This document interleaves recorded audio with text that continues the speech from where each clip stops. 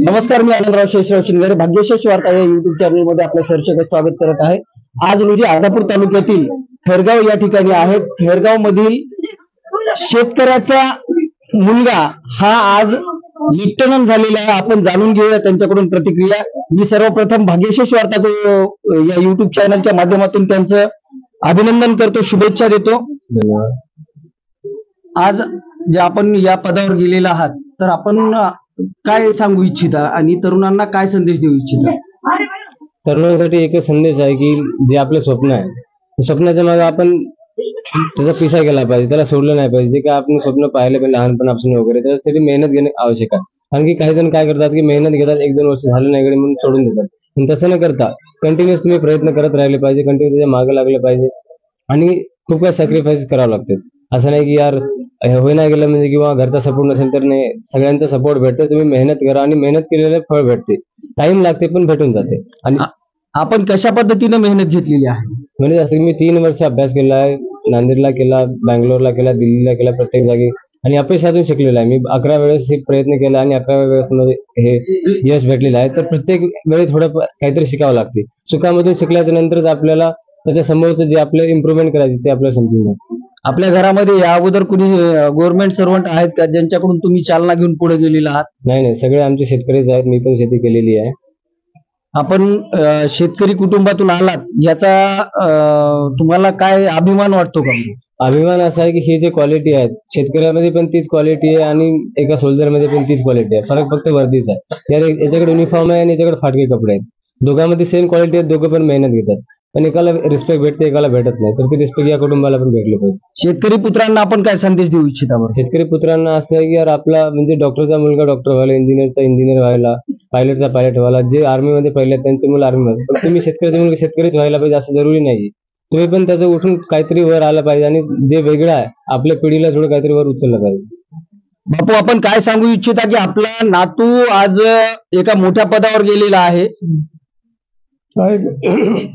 काय वाटतं आपल्याला? काय वाटतं? बरं वाटतंय? आपण खुश आहेत का? आपण त्यांच्या बंधू सोबत सुद्धा थोडीफार चर्चा करूया। आपल्याला आपले बंधू आज लेफ्टनंट या पदावर गेलेले आहेत, आपण काय सांगू इच्छिता? आमच्या लहान्या भावाच्या कष्टाला शेवटी 11 वेळेस यश आलेलं आहे आणि तो जेव्हा कॉलेजला फर्स्ट इयरला होता तेव्हापासूनच त्यानं ठरवलं होतं की सिव्हिल जॉब करायचा, म्हणजे सरकारी नोकरी करायची।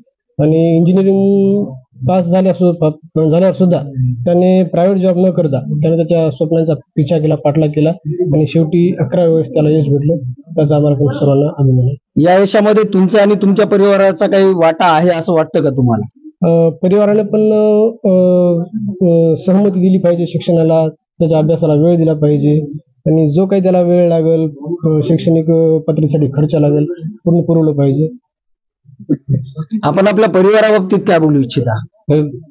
सगळ्यात प्रथम आमच्या आजोबाबद्दल, आजोबांनी लहानपणापासून सपोर्ट केला। त्यांना वाटलं की यार यांच्यामध्ये काहीतरी आहे, एक वेगळं स्पिरिट आहे, तर यांना काहीतरी आपण बनवायचं आहे, बस त्यांचा उद्देश एवढा आहे। तर त्यांचं उद्देश सफल झालं। आमच्या वडिलांनी लहानपणापासून आम्ही पाहतो मेहनत घेतात, खूप मेहनत घेतात, पण काहीतरी कुठे त्यांना पण थोडी रिस्पेक्ट भेटली पाहिजे की यार आपल्या मेहनतीला आपल्या मुलांनी जाऊन काही बनलं म्हणजे आपल्या गावामध्ये असं कुठं पण असो त्यांना पण मानापानाचे भेटले। आणि भावाने मला सपोर्ट केला लहानपणापासून, असं आहे की बा तुला जे करायचं ते कर, बाकी इकडचं मी बघून घेतो, घर सगळं त्यांनी बघून घेतलं, म्हणून मी माझ्या स्वप्नाकडे जाऊ शकलो की यार मी बिना मागं बघता आम्ही समोर मेहनत करत राहिलो आणि माझं स्वप्न पूर्ण केलं. बहिणीने पण सपोर्ट केला, सगळ्यांचा जे सहभाग भेटला त्याच्यामुळे तुम्ही आज या पदावर. आपण या ठिकाणी आपल्या मातोश्री दिसत आहेत.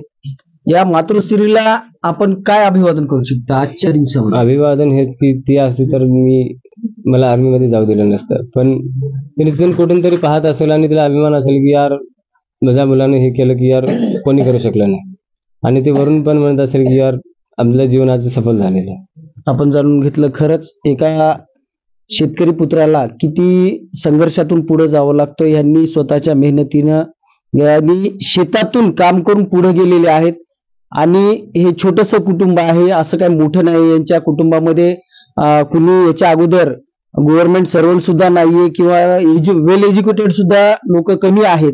अशा परिस्थितीतून सुद्धा यांनी आज ज्या ठिकाणी गेले, खरंच जेवढं कौतुक करावं तेवढं कमीच आहे.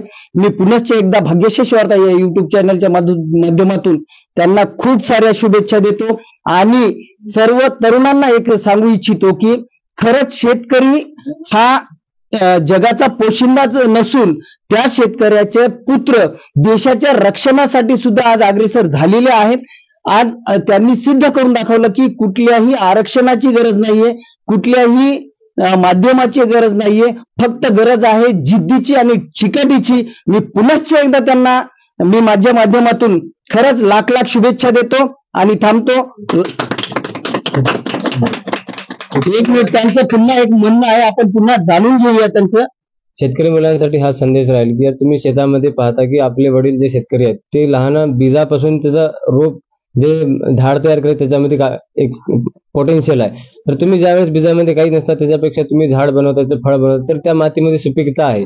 तर आणि वेगवेगळ्या म्हणजे निसर्गाचा साथ देत नाही, वेगवेगळ्या अडचणी येतात, त्या अडचणींना मात करून तुम्ही शून्यातून तुमच्याकडे विश्व तयार करायची ज्यावेळेस तुम्ही हिंमत जुटवता त्याच्यातूनच शिकून तुम्ही इकडे पण बाळगू शकता. जर लाख वेळेस अपयश येतील पण जर तुम्ही जर मागच लागले की जोपर्यंत होणार नाही तोपर्यंत सोडणार नाही, तर ते ध्येय खूप दूर नाही तुमच्यापासून. धन्यवाद, पुन्हा एकदा हार्दिक शुभेच्छा.